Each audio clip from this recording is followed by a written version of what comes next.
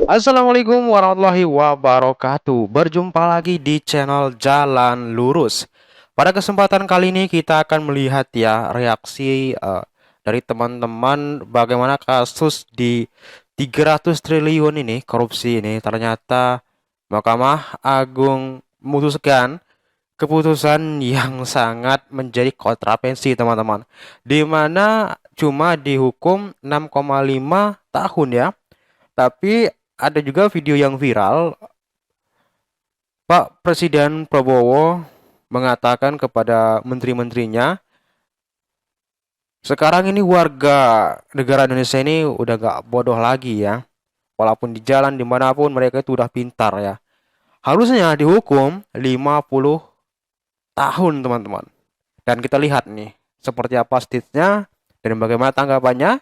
Langsung aja kita menuju ke videonya. Punya gelar profesor, sekolah di mana-mana yang terkenal, tapi mentalnya masih mental rendah diri. Apa yang dilakukan bangsa sendiri selalu jelek.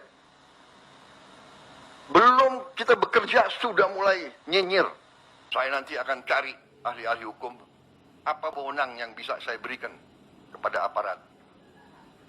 Tolong para profesor di pemerintah saya tolong kasih saya ya masukan.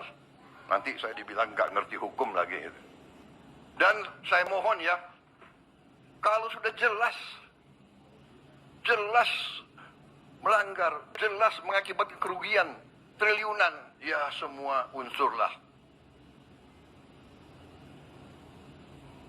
Terutama juga hakim-hakim yang vonisnya jangan terlalu ringan lah. Tapi rakyat pun ngerti, rakyat di pinggir jalan ngerti. Ngerampok triliunan, kalau triliunan, ratusan triliun. Vonisnya sekian tahun. Nanti jangan-jangan di penjara pakai AC, punya kulkas, pakai TV. Tolong Menteri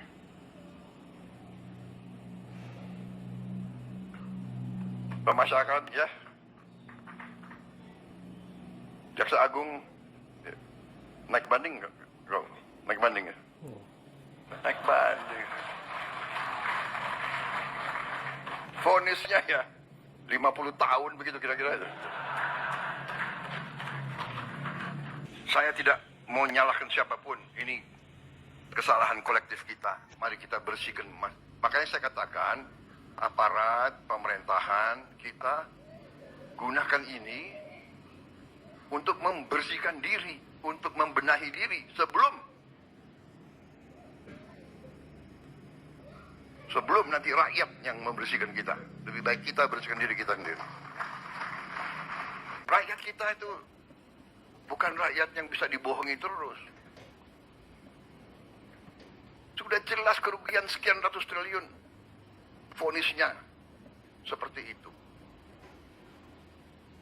Ya. Ini bisa menyakiti rasa keadilan. Insya Allah, dengan kehendak dan tekad yang baik, insya Allah kita akan mencapai.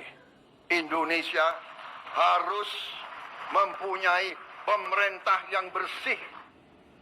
Indonesia harus memiliki pemerintahan yang bersih.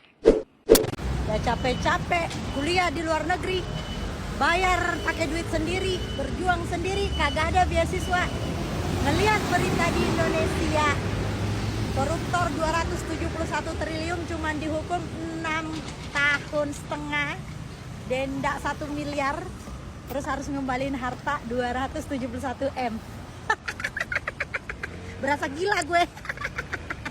Pengen juga dong gue jadi koruptor aja kali ya, nggak usah capek-capek kuliah sekolah tinggi-tinggi, pulang aja di Indonesia koruptor, cari peluang gitu ya kan, ujung-ujungnya juga paling penjara cuma 1 tahun. Gue koruptornya 1-2 miliar aja deh, nggak usah triliun-triliunan deh ya, udah cukup buat sekolah gue aja gitu ya kan, bayar sekolah, bayar apa gitu, kayak gitu aja kali ya, bayar cukup buat kehidupan aja gitu ya. Terus gue siap kok udah di dalam penjara cuma 1-2 tahun ya kan, kalau udah koruptor banyak udah gue nikmatin, udah gue bagi-bagi. Hati-hati Pak Prabowo, hati-hati. saya ada di sini. Kenapa? Ada apa? Kok Pak Presiden harus hati-hati?